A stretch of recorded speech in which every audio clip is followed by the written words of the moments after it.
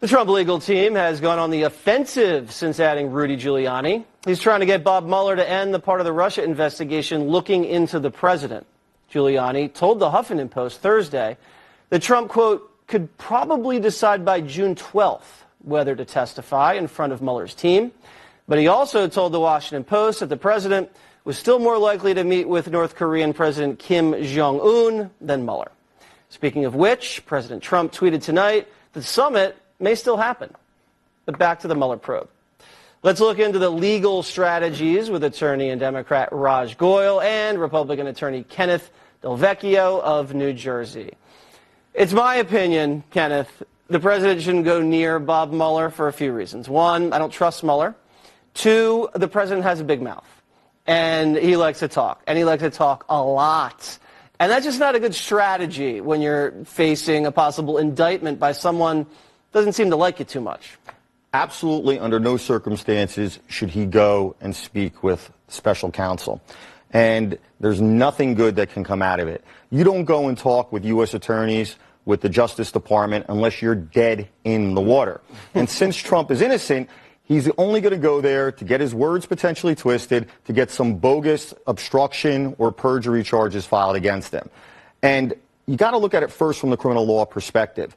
And as a criminal lawyer, I would advise him 100% not to go. Now, the political angle is secondary, and it's a deep second. But what are the political ramifications of this? So Mueller's going to do what? He's going to subpoena him in front of a grand jury, so he'll take the fifth.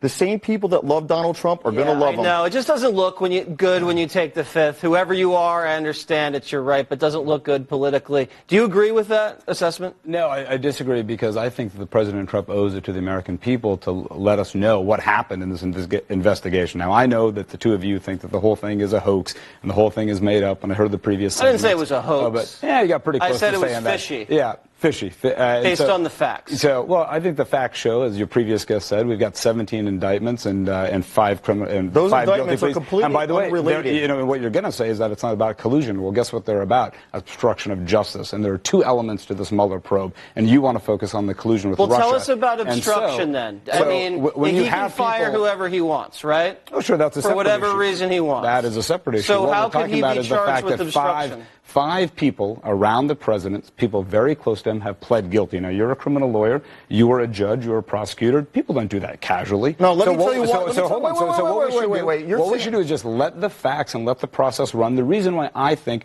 the president should sit down with an interview with Bob Mueller. No, let me tell you why there's no obstruction. Raj. But the people that pled guilty, that had nothing to do with obstruction. There's no obstruction because, number one, he has the right to fire anybody he wants at any time he wants. So that's a department. Let me finish. Yeah. If a U.S. attorney knows that an underling is investigating somebody who he knows is innocent. Let's just say the guy's name is Bob, and he's investigating Bob for murder. But the U.S. attorney himself knows that he's innocent because he was with him at the time of the murder. Not only would he have a right to end that investigation, he actually has a duty. So if Donald Trump knows that he's innocent, or the people that are around him are innocent, he actually has a duty almost to end the Mueller investigation. So he goes in and talks. He goes in to talk to Mueller. Okay, let's stick it to Mueller. If the president has nothing to hide, why doesn't he sit down with Bob Mueller?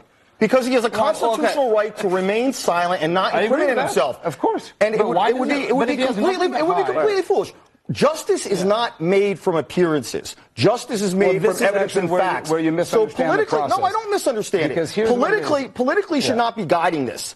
The man's constitutional rights to protect himself should be guiding it, and he should be treated the same as everybody else. Bill Clinton, he went and talked to a grand jury, and you know what happened? And this network Perjury, and this network was very supportive of that notion. So what changed?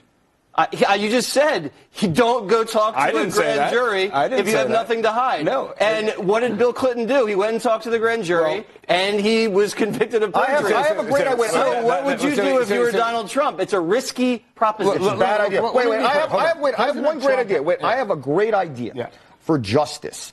Why don't we pack the Office of Special Counsel, just like there's been talk about packing the Supreme Court? Put 9 special counsels all together, and they all have to vote to even seek an indictment to even seek a warrant. That would be justice. We're running out of We're not time. back in law school. Let me just say this very quickly. Very quickly. The American people deserve no man is above the law. We will agree to that. Yes. This is a political process. The ultimate jury verdict will be in the 2018 elections and the 2020 elections, where the American people pass judgment on President Trump's veracity. Agree on that.